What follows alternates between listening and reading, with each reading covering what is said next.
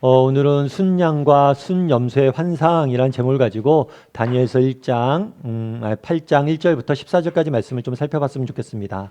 여러분, 역사하면 어떤 생각이 드세요? 역사하면 여러분들 역사를 좋아하십니까? 목사님, 저는 쉬는 시간이 생기면 역사책 읽고요, 역사 다큐멘터리 보고요, 역사를 너무 좋아합니다. 이렇게 말씀하시는 사람이 있을까요? 아마 우리 중엔 있겠죠. 그런데 대부분의 사람들은 아마 역사하면 그렇게 조금 지루하게 느껴질 수가 있을 것 같아요. 근데 우리가 역사와 관련해 제일 많이 듣는 이야기가 있죠. 그건 뭐예요? 역사는 계속해서 반복된다는 거예요. 그렇다면 역사는 왜 반복될까요? 역사는 왜 반복될까요? 아마 역사가 반복되는 이유는 한 가지겠죠. 인간이 역사를 통해서 아무것도 배우지 못하기 때문이겠죠.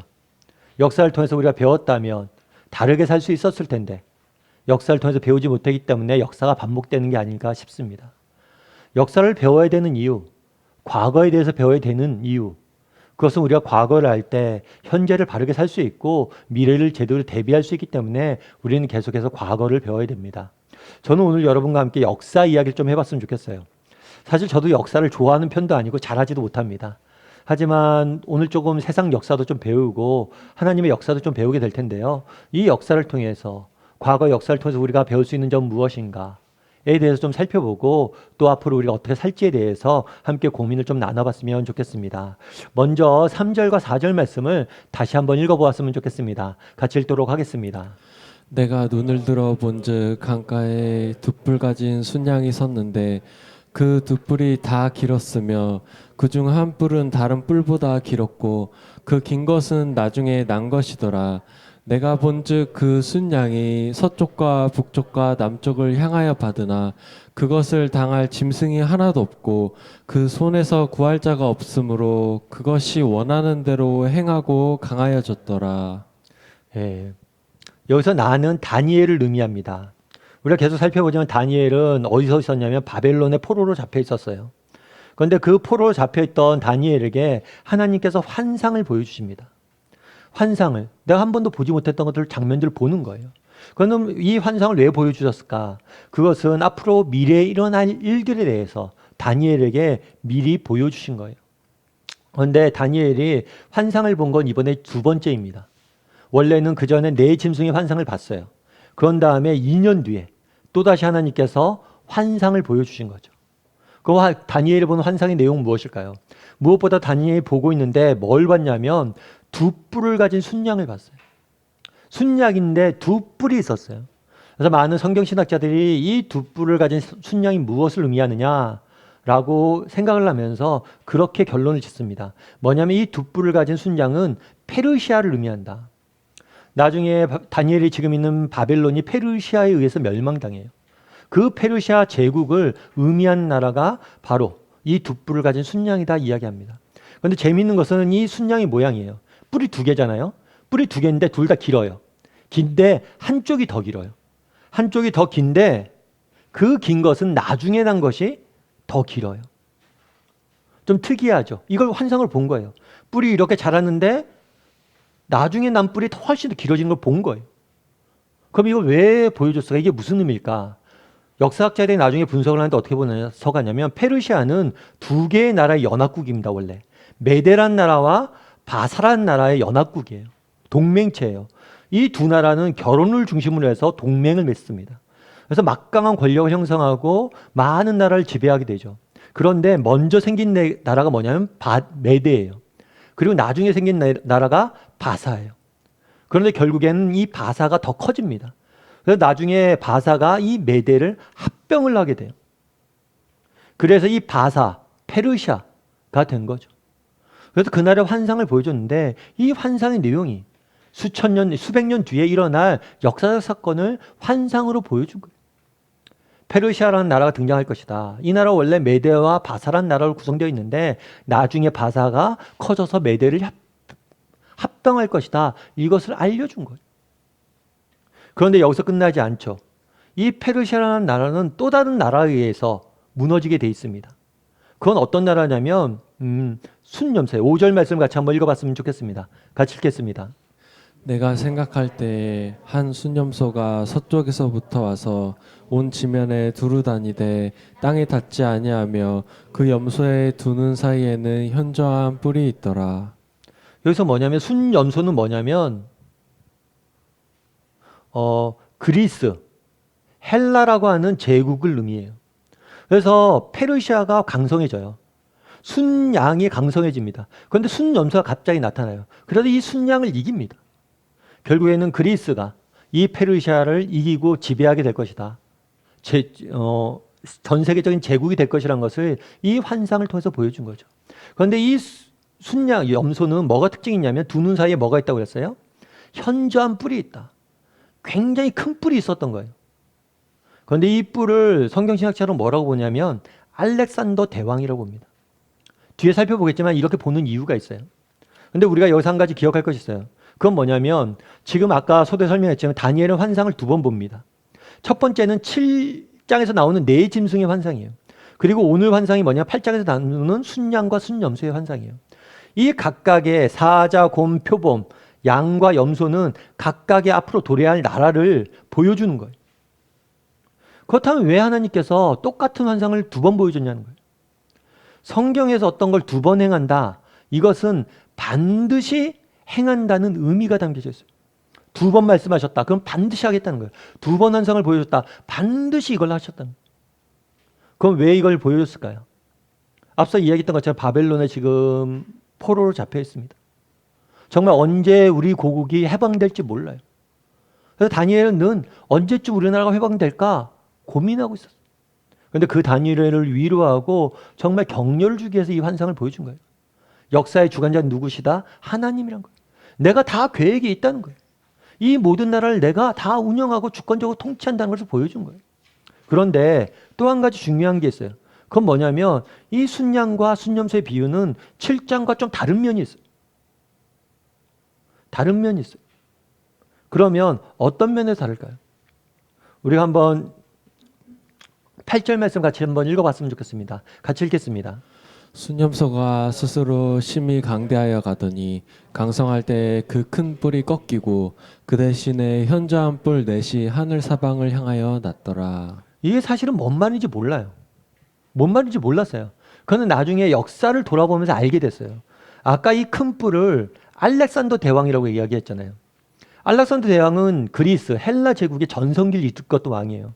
그는 인도까지, 유럽에서부터 인도까지 큰 제국을 형성합니다. 그런데 그가 인도를 침공하고 큰 제국을 형성했을 때 안타까운 건 뭐냐면 30살 때 요절을 해요. 매우 젊은 나이에 죽습니다. 죽은 다음에 그를 따랐던 7명의 장군이 서로 다툼이 일어나요. 권력 투쟁이 일어나요. 그 결과 그리스가 4개 제국으로 4개 국가로 분열이 됩니다. 그리고 한참 잘 나가던 그리스가 기세가 꺾여요. 여기 보면 현저한 4개의 뿔 넷이 났다라고 이야기한 거예요. 결국에 알렉산더 대왕이 죽고 4개로 국가가 분열된 것을 성경은 예언해 둔 거예요. 그래서 나중에 역사학자들이 연구를 하면서 알았어요. 아, 이게 그 얘기구나. 그런데 그렇다면 왜 이 넷불로 분열된 것을 적어두었을까요? 우리 9절부터 11절 말씀 같이 한번 읽어봤으면 좋겠습니다. 같이 읽겠습니다. 그 중 한 뿔에서 또 작은 뿔 하나가 나서 남쪽과 동쪽과 또 영화로운 땅을 향하여 심히 커지더니 그것이 하늘 군대에 미칠 만큼 커져서 그 군대와 별들 중에 몇을 땅에 떨어뜨리고 그것들을 짓밟고 또 스스로 높아져서 군대의 주제를 대적하며 그에게 매일 드리는 제사를 없애버렸고 그의 성소를 헐었으며. 여기서 한 뿔은 4개 국가죠. 4개 국가 중에 하나예요. 4개 국가 중 하나예요. 그런데 그 국가 중에 하나에서 뭐가 났냐면 작은 뿔 하나가 났다고 그랬어요. 이 작은 뿔은 뭐냐면 안티오쿠스라는 장군이에요. 이 장군은 역사적으로 유명한 왕이 아닙니다. 장군이 아니에요. 알렉산더처럼 유명한 사람이 아니에요. 그런데도 불구하고 성경은 이 역사에 별로 의미 없는 이 한 사람에 대한 예언을 미리 해놓은 거예요. 그럼 왜 이 미리 해뒀냐는 거예요. 그런데 이 장군은 특이한 게 있어요. 뭐냐면 이 사람은 예루살렘을 침공을 합니다. 예루살렘을 침공을 해서 보니까 그런 거예요. 유대인들을 보니까 이 유대인들을 이루고 있는 이 유대인들이 갖고 있는 민족 정신의 핵심이 있어요. 그건 뭐냐? 신앙이에요. 신앙을 없애버려야겠다 결심을 합니다. 그래서 예루살렘에 보면 성전이 있죠. 이 성전을 헐고 뭘 하냐면 여기다가 제우스 신상을 세웁니다. 그리고 매일 드리는 제사. 그러니까 유대인들은 하루에 2번씩 제사, 오늘날로 표현하면 예배를 드렸어요. 이 예배 금지령을 내린 겁니다. 뿐만 아니라 돼지피를 굉장히 유대인들은 부정하게 생겼어요. 그걸로 성전에 뿌렸어요. 한마디로 말하면 유대인들의 신앙을 말살하기 위해서 말살 정책을 핀 거예요. 그래서 성경은 이 사람에 대해서 깊이 적어둔 거예요. 왜 적어뒀을까요? 정말 이 땅을 살다 보면 이런 날들이 있다는 거예요. 어떤 날들이 있어요? 정말 우리 기독교인들의 신앙을, 믿음을 근본적으로 흔드는 그런 시기를 지날 때가 있다는 거예요. 아니, 보다 본질적으로는 세상 나라의 특징을 보여주는 거예요. 세상은 끊임없이 뭘 하는 거예요? 우리 기독교인들이 믿음을 갖고 정말 하나님 섬기는 것들에 대해서 반대하고 방해하고 때론 핍박하고 억압하게 될 것임을 보여준 거예요. 역사 얘기를 하나 더 하면 여러분 진주만 사건 아시죠? 일본이 미국의 진주만에 있는 미 해군을 공격을 한 사건입니다. 이걸 통해서 미국에게 선전포고를 하고 2차 세계대전에 참전을 하게 되는 거죠. 그래서 이 진주만 공습, 일요일 아침에 몰래 습격을 했어요. 그래서 굉장히 많은 피해를 입었습니다. 그런데 이 진주만이 끝난 다음에 한 일이 있어요. 미군이 무엇을 했냐면 비행기 몇 대, 많은 수가 아니에요. 비행기 폭격기 몇 대를 가지고 동경을 폭격을 합니다. 그런데 동경 폭격을 해도 재산적인 피해는 별로 안 줬어요. 그런데 역사학자들이 뭐라고 분석을 하냐면 이 동경 폭격, 진주만 못지않게 이 동경 폭격은 일본 사람들에게 큰 충격을 갖다 줬다는 거예요. 왜냐하면 일본 사람들 그전에 무슨 생각이 있었냐면 결코 동경은 폭격당할 일이 없을 것이다. 생각을 했는데 폭격을 맞은 거예요. 한 대라도 맞은 거예요. 그래서 이게 패닉에 빠졌다라고 표현을 해요. 그럼 진주만이나 왜 동경 사람들이 이렇게 패닉에 빠졌습니까? 예상하지 못했던 거예요. 그날 왜 하나님께서 다니엘에게 순양과 순염소의 환상을 보여줬냐는 거예요.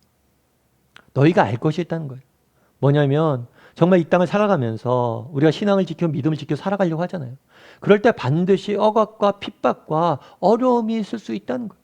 왜요? 세상은 정말 어둠은 빛을 싫어하는 것처럼 세상은 끊임없이 하나님을 대적하고 하나님의 백성을 핍박한다는 사실을 너희가 알아야 된다는 거예요. 지금도 마찬가지예요. 여러분 그런 이야기가 있어요. 도덕적 개인, 부도덕한 사회. 개개인은 기독교에 대해서 호의적일 수 있습니다. 개인은 기독교에 대해서 좋은 감정들을 가질 수 있어요. 하지만 세상 권력은, 세상 국가는 그렇지 않아요. 정말 우리 믿는 사람들을 끊임없이 우리의 믿음을 버리게 하고 저버리게 하고 끊임없이 믿음으로부터 이탈할 수 있도록 이탈하도록 세상은 유혹하고 억압하고 핍박하는 시기를 지날 수 있다는 거예요. 그걸 미리 알려준 거예요. 그러면서 하나님께서 이 환상을 다니엘에 알려주면서 보여주고 싶었던 게 있어요. 그건 뭐냐면 이런 시기가 너희한테 반드시 도래할 건데 이것들 너희가 어떻게 이길 수 있냐는 거예요. 그럼 정말 우리도 이 땅을 살아가면서 이 세상을 살아가면서 정말 과거에 아까 서론에서 말씀드렸죠. 우린 역사를 통해서 배운다고. 과거의 역사 속에서 그렇게 기독교인들이 많이 핍박을 받았잖아요. 그럼 오늘도 그런 것들이 있을 수 있다는 걸 알아야 돼요. 그럼 어려움과 핍박이 있을 때 우리는 어떻게 이겨내야 되냐는 거예요. 어떻게 그걸 대처해야 되냐는 거예요. 우리 먼저 아까 9절과 11절 말씀을 봤는데 그걸 다시 한번 봤으면 좋겠습니다. 아까 작은 뿔 하나가 일어났다고 그랬잖아요. 이게 안티오쿠스예요. 그런데 이 사람이 하나님을 대적하고 기독교인들 괴롭히고 성전을 훼손합니다. 그런데 이 짧은 구절에 반복되는 표현이 있어요. 그건 뭐냐면 커지다, 높아지다. 성경은 그 당시에 성경을 기록할 때는 뭐 색깔을 칠할 수도 없고 두껍게 표시할 수도 없었어요. 성경에서 중요한 내용을 강조하는 방법은 몇 가지 없었어요. 그 중에 한 가지가 뭐냐? 반복이에요. 계속 어떤 단어를 쓰는 거예요? 커지다는 것을 반복하는 거예요. 다르게 표현하면 이 작은 뿔이 하나님을 대적한 이유는 뭐예요? 교만이에요, 교만. 자기가 커진 거죠. 자기가 교만해진 거죠. 내가 하나님 없이 살 수도 있어. 내가 하나님보다 높아. 하나님 그까짓 게 뭐가 필요 있어? 내가 하나님이야. 우리 중에서 믿지 않는 사람 중에서 그런 얘기를 하죠. 예수님 믿으세요. 뭘 믿어? 내가 하나님인데. 내가 신이라고. 하나님을 인정하지 않는 거예요. 그리고 자기가 신이 되어서 자신이 하나님이 되어서 하나님을 대적하는 거예요. 그런데 재미있는 건 오늘 본문의 표현에 보면 언어 유희예요. 재미있죠. 표현이 뭐냐면 작은 뿌리. 작은 뿌리인데 뭐예요? 커진 거예요. 원래는 작아요. 그런데 이 작은 뿌리 커져봤자 얼마나 커져요. 그런데 자기가 작은 뿌리인지 모르고 교만해졌다는 걸 보여주는 거예요. 제가 요즘에 어떤 이야기 하나를 들었는데 재밌는 이야기를 하나 들었어요. 뭐냐면 요즘 의사 선생님이 그런 얘기를 하는 경우들이 많대요. 환자들이 온대요. 환자들이 오면 의사 선생님한테 그런대요. 선생님, 제가 여기가 아파요. 여기가 이렇게 아프고요. 이 약하고 이 약하고 이 약 처방해 주세요. 본인이 처방해야 될 약까지 다 결정한대. 누가 의사고 누가 환자예요.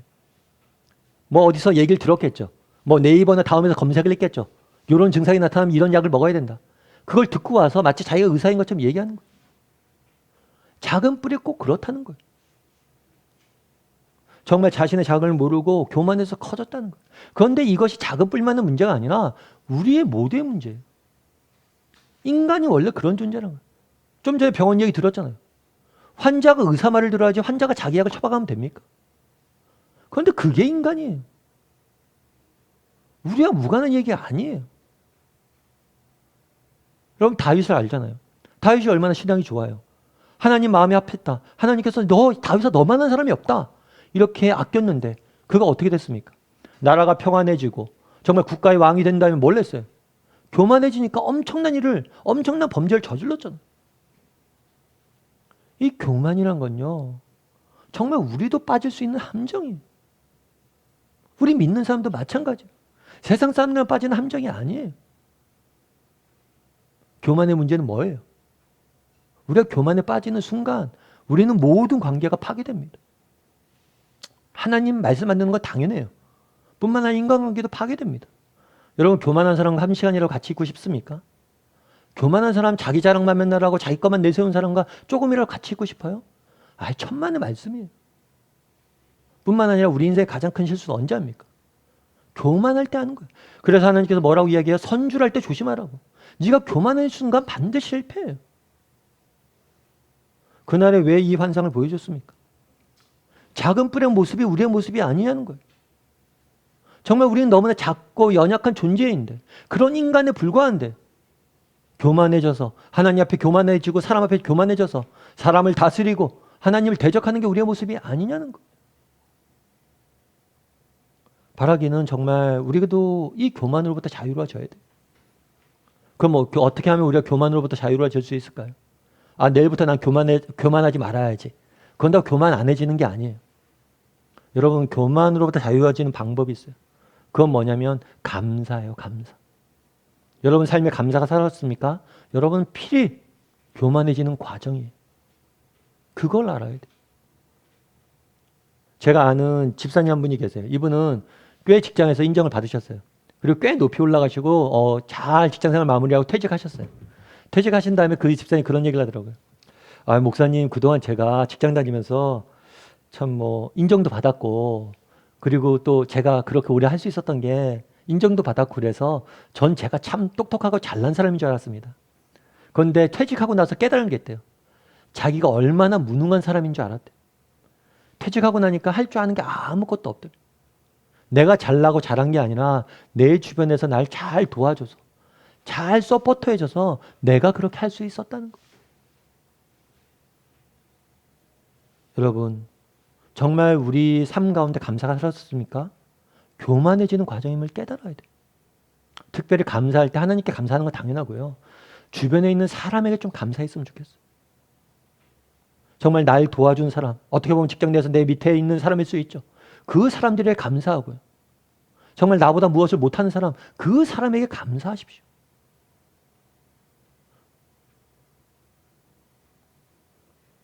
바라기는 우리 다음의 식구들이 정말 작은 뿌리 경험했던 그 교만의 함정에 빠지지 않았으면 좋겠어요. 무엇보다도 감사할 줄 알고 서로를 섬기고 고마워할 줄 아는 사람이 되기를 주님으로 소원합니다. 우리 13절과 14절 말씀을 같이 한번 읽어봤으면 좋겠습니다. 같이 읽도록 하겠습니다. 내가 들은즉 한 거룩한 이가 말하더니 다른 거룩한 이가 그 말한 이에게 묻되 환상에 나타난 바 매일 드리는 제사와 망하게 하는 죄악에 대한 일과 성소와 백성이 내준 바 되며 짓밟힐 일이 어느 때까지 이를꼬 하매 그가 내게 이르니 2300 죄악까지니 그때 성소가 청결하게 되리라 하였느니라. 환상을 하는데 환상을 보고 있는데 대화를 들은 거예요. 무슨 대화를 들었냐면 두 천사의 대화를 들은 거예요. 이 천사가 대화를 하는 거예요. 그럼 천사들이 무슨 대화를 할까요? 곰곰이 듣다 보니까 무슨 대화를 하냐면 어느 때까지냐, 언제까지냐를 대하는 거예요. 언제까지. 지금 상황이 어때요? 작은 뿔이 성도를 괴롭힙니다. 하나님을 모욕하고 성전을 괴롭히고 파손하고 엄청 괴롭히는 거예요. 그걸 보는데 두 사람이 천사가 대화를 해요. 언제까지 이 고통을 당해야 되냐는 거예요. 언제까지. 사실 이 언제까지라는 질문은 우리가 고통 중에 가장 많이 던지는 질문이기도 해요. 여러분들 중에서 군대를 다녀오신 분들도 계실 텐데요. 군대 가면 군대와 관련해서 제일 많이 듣는 얘기는 뭐냐면 국방부 시계는 돌아간다는 거예요. 국방부 시계는 돌아간다는 게 무슨 의미일까요? 그건 뭐냐면 제대 날짜는 정해져 있고 제대 날짜는 어차피 정해져 있고 제대 날짜는 온다는 거예요. 그러니까 지금 힘들고 어려워도 뭐예요? 국방부 시계는 돌아가니까 기다리면 우리는 이 모든 고통으로부터 끝난다는 거예요. 다르게 표현하면 우리가 어려움에 있을 때, 고통 중에 있을 때 우리를 위로해 주는 가장 중요한 요소 중에 하나는 뭐냐면 끝이 있다는 사실이. 정말 그 사실을 알면 우리는 이길 수 있어요. 그런데 늘 궁금한 게 그거죠. 언제까지 이걸 참을 수 있을까? 언젠지 내가 알면 좀 더 잘 참을 텐데. 근데 우리의 문제는 뭐예요? 언제 이게 끝날지 모른다는 거죠. 그걸 오늘 본문에 써 있는 거예요. 그런데 재미있는 건 뭐냐면 이 질문을 누가 한 거예요? 다니엘이 하지 않고 누가 한 거예요? 천사들이 한 거예요. 천사들. 천사들이 모여서 얘기하고 있는데 무슨 얘기하고 있냐면 이게 도대체 언제 끝나냐는 거예요. 왜 이게 안 끝나냐는 거예요. 뭐 다투고 있는 거예요. 그럼 이 환상을 왜 보여줬냐는 거예요. 이 환상을 보여준 이유는 한 가지예요. 하나님이 아신다는 거예요. 우리가 고통당할 때, 정말 우리가 정말 억울한 눈물을 흘릴 때, 우리가 아픔 중에 있을 때, 정말 하나님은 그것을 외면하지 않고 정말 우리보다 더 아파하시고 더 빨리 고통이 끝나길 기다리시고 언제 끝날지를 갈망하고 바란다는 것을 보여준 거예요. 여러분, 자녀들이 우리가 아픈 경우들이 있잖아요. 자녀들이 아프면요, 자녀들은 자요. 그런데 부모들은 못 자요.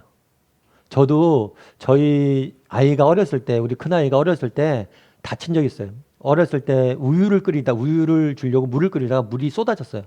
그래서 애가 화상을 입었어요. 그때 애가 엉엉 우는데 사실 그 아이의 울음소리를 들으면 부모 가슴이 찢어집니다. 특별히 내 실수로 누가 다쳤다, 아이가 다쳤다. 그럼 진짜 찢어져요. 그런데 병원에 갔어요. 화상 치료를 받았어요. 그런데 선생님이 그러는 거예요. 뭐라고 하냐면 이게 화상 치료는 잘 됐는데 이게 자칫하면 허물이 벗겨지면서 상처가 더 날 수 있다고. 그러니까 이 팔을 움직이지 못하도록 가만히 두라고. 특별히 잘 때 애가 발버둥 치면서 이게 허물이 벗겨질 수 있으니까 잘 때 조심하라고. 그런데 사실 어린아이인데 애기인데 팔을 묶어둘 수도 없고 옆에서 부모가 지켜만 봐야죠. 그런데 아이들은 자잖아요. 자면서 이렇게 몸부림치다가 긁을 수 있잖아요. 그래서 애는 아파도 자요. 근데 부모가 잠이 올까요? 못 자요. 애 팔 그렇게 될까 봐. 계속 애 보고 있는 거예요. 우리 하나님도 마찬가지라는 거예요. 니네가 아프냐? 내가 더 아프다는 거예요. 부모가 육체가 아프지 않지만 가슴이 찢어지는 것처럼 나도 아프다는 거예요. 나도 끝날을 기다리고 있다는 거예요. 우리도 눈물 흘리며 너와 함께 너의 고통을 알고 끝내길 바란다는 거예요. 왜 천사들이 하는 얘기를 들려줬습니까? 하나님이 지금 우리와 같은 우리 이런 마음으로 본다는 거예요. 정말 우리가 고통당할 때, 우리가 어려움이 있을 때, 우리가 핍박이 있을 때 하나님 우리보다 더 아파하세요. 더 끝내길 원하세요. 이 사실을 기억하라는 거예요. 바라기는 정말 하나님을 신뢰했으면 좋겠어요. 그분은 우리보다 더 아파하십니다. 왜요? 우리 아버지 되시기 때문에. 뿐만 아니라 그분 아파하실 뿐만 아니라 어떻게 하세요? 오늘 본문에 묻죠. 언제까지니까 답을 줘요. 언제까지라고요? 내가 이르되 내게 이르되 2300 주야까지니 해서 2300 주야를 2301로 보는 사람들이 있습니다. 그리고 또 어떤 사람들은 1515일로 봐요. 왜냐하면 그 당시 주야라고 되어 있기 때문에 그 당시 이스라엘 사람들은 예배를 하루에 2번 드렸어요. 아침 저녁으로. 그래서 하루가 예배를 2번 드렸기 때문에 이건 1150일이다. 예배 드리는 횟수다. 이렇게 보는 거예요. 그런데 분명한 건 뭐냐면 정해진 기한이 있다는 거예요. 아까처럼 끝날이 있고 그날에 반드시 끝낼 거라는 거예요. 그럼 2300일이 지난 다음에 어떤 일이 있었을까요? 우리 25절 말씀을 같이 한번 읽어보았으면 좋겠습니다. 같이 읽겠습니다. 그가 꾀를 베풀어 제 손으로 속임수를 행하고 마음에 스스로 큰 체하며 또 평화로운 때에 많은 무리를 멸하며 또 스스로 서서 만왕의 왕을 대적할 것이나 그가 사람의 손으로 말미암지 아니하고 깨지리라. 여기서 그는 아까 얘기했던 안티오쿠스예요. 안티오쿠스가 대적을 하잖아요. 대적을 하는데 마지막에 어떻게 돼요? 그가 사람의 손으로 말미암고 깨질 것이다. 망할 것이란 거예요. 그러니까 역사를 보면 그 전에 환상은 뭐냐면 순념소가 있었으면 순양이 있었으면 순륜소가 와서 이기고 다른 나라에 의해서 다른 나라가 멸망당합니다. 그런데 안티오쿠스는 다른 나라에 의해서 멸망당하지 않아요. 그래서 사람의 손으로 멸망당하지 않을 거라고 얘기해요. 그래서 역사의 기록을 보면 뭐라고 됐냐면 이 사람이 병들어 죽었다라고 이야기해요. 병에 걸려 죽은 거예요. 하나님이 직접 심판하신 거죠. 그런데 역사에 보면 또 안티오쿠스가 마지막에 죽기 전에 이렇게 이야기했다고 해요. 지금까지 생각해 보니 예루살렘에 몹쓸 짓을 했구나. 바로 이 때문에 내가 지금 이 재난을 당하는구나. 라고 회한을 고백하게 돼요. 그런데 안티오쿠스가 죽자 어떤 일이 일어났을까요? 이 사람이 죽은 다음에 예루살렘이 해방이 됩니다. 그리고 성전을 되찾아요. 그래서 성전에 있는 제우스상을 없애고 성전을 회복시킵니다. 그 다음에 많은 사람들이 성전이 회복된 날을 기념하기 위해서 집집마다 촛불을 밝혀요. 그리고 이 날을 수전절이라고 부르면서 기념을 내요. 그래서 매년 해마다 12월 중순이 되면 유대인들은 촛불을 이렇게 밝히는 거예요. 그날에 왜 하나님께서 이 환상을 보여줬습니까? 이 땅을 살다 보면 우리가 어려움에 처할 수 있어요. 고난에 처할 수 있어요. 힘든 날들이 있을 수 있어요. 그런데 기억하라는 거예요. 뭘 기억해요? 우리 하나님이 정말 너희가 아파하는 걸 안다는 거예요. 아니 너희보다 더 아프다는 거예요. 뿐만 아니라 우리 하나님이 이 모든 걸 주관하지 않냐? 정말 세상 나라가 세상 자기의 힘으로 되는 것 같지만 그렇지 않다는 거예요. 하나님이 허락하셔야 되는 거고 하나님께서 계획하신 날에 때 우리의 모든 눈물들을 닦아주시고 원한들을 풀어주시고 할 거라는 거. 앞서 서두에서 이야기했던 것처럼 우리는 역사를 살펴봅니다. 오늘 역사를 쭉 살펴봤어요. 이 역사를 통해서 배울 수 있는 것은 무엇이냐는 거예요. 여러분들은 무엇을 배울 수 있습니까? 어떤 유대인에게 이런 걸 물었대요. 이런 역사에 대해서 쭉 이야기를 나누면서 그 유대인의 역사잖아요. 유대인들의 역사를 보니까 너무나 많은 어려움들이 있었던 것 같다고. 매 순간순간 이렇게 큰 핍박이 왔는데 참 유대인들은 힘들게 살았던 것 같다고. 그러면서 그런 얘기를 해요. 그러면 그 유대인에게 묻겠죠. 이렇게 물어요. 그럼 앞으로 또다시 핍박이 다시 오지 않을까요? 안 올까요 이제? 그랬더니 그 유대인이 답합니다. 핍박이요? 물론 오겠죠. 과거에 왔으니까 지금도 올 겁니다. 그럼 어떻게 할래요? 그랬더니 그 유대인이 그런 얘기를 해요. 핍박이 오면요? 저희는 염려하지 않습니다. 왜냐하면 기념일이 하나 더 는 것뿐이기 때문입니다. 애굽이 핍박한 다음에 애굽으로부터 탈출했습니다. 그 다음에 어떤 절기를 세워서 유월절을 만들었어요. 하만이 유대인들 죽이려고 하다가 이겼어요. 그 다음에 불임절이 생겼어요. 좀 전에 안티오쿠스가 죽이려고 했잖아요. 그 다음에 뭐가 생겼다고요? 수전절이 생겼다. 그냥 핍박은 우리 인생에 축제일을 하나 더하는 것뿐입니다. 우리는 염려하지 않습니다.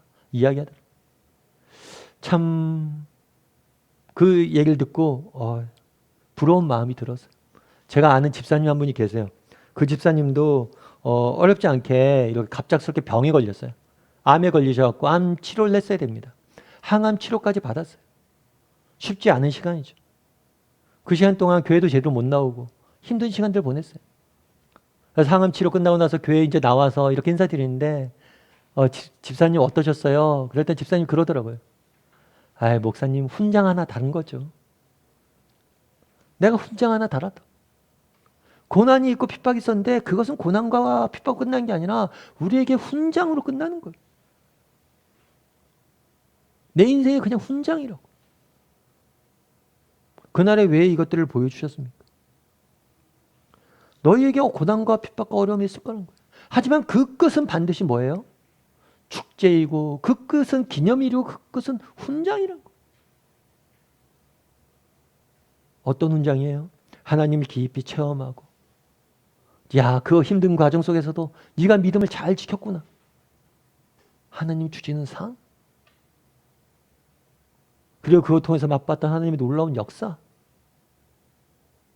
벼락이는 우리 다음의 식구들 가운데서도 정말 말로 다 할 수 없는 고통과 시름과 아픔 가운데 있는 분들이 있을 수 있습니다. 하지만 지난 역사 속에서 우리가 배우는 것은 무엇입니까? 이 아픔과 고통과 정말 핍박이 이것으로 끝나지 않을 거라는 거예요. 그 끝엔 무엇이 기다립니까?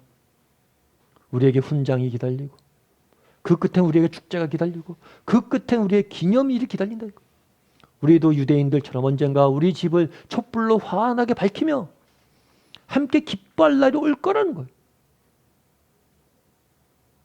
그 날을 바라보며 살아가라는 거예요. 바라기는 우리 다음의 식구들도 정말 그 날이 올 것을 믿고 삶의 현장에서 믿음을 지키며 살아갈 줄 아는 저와 여러분이 되기를 주님의 이름으로 소원합니다.